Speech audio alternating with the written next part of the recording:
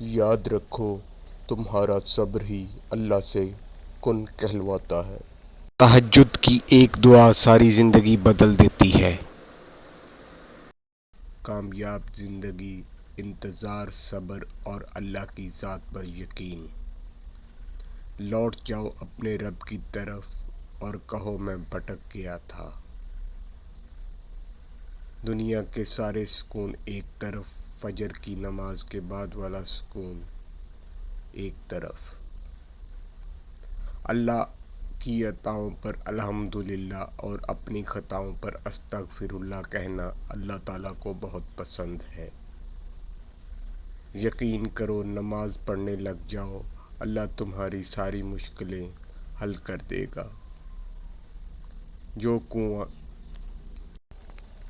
جو کنویں سے نکال کر یوسف کو مصر کے تخت پر بٹھا سکتا ہے، بھروسہ رکھو وہ رب تمہارے غموں کو بھی خوشیوں میں بدل سکتا ہے۔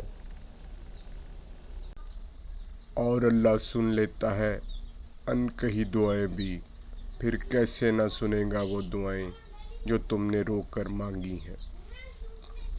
جو شخص صحرا اور بیابان میں رہے گا اس کا دل سخت ہو جائے گا، اور جو شخص شکار کے پیچھے رہے گا وہ دین کے کاموں سے غافل ہو جائے گا۔ جو شخص بادشاہ کے پاس جائے گا وہ فتنہ اور آزمائش میں پڑا رہے گا۔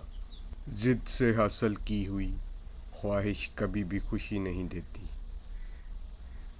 کامیابی چاہتے ہو تو موقع دینے والے کو کبھی دھوکہ اور دھوکہ دینے والے کو کبھی موقع نہ دو۔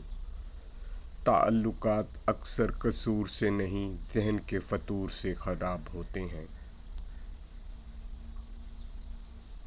خاک ہونے سے پہلے پاک ہو جاؤ۔ موت کی سرگوشی کوئی مدھم راگ نہیں بلکہ چونکا دینے والی ایسی خطرناک گونج ہے جس کی دہشت سے روح تک کانپ جاتی ہے۔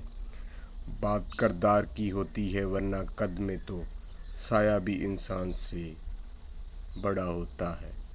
رفاقتیں بھی پابند سلاسل نہیں ہوتی، جگنو قید میں رکھ کر نہیں پالے جاتے۔ یہ جانتے بھی ہو کہ خدا دیکھ رہا ہے، تم پھر بھی دیکھتے ہو کہ کوئی دیکھتا نہ ہو۔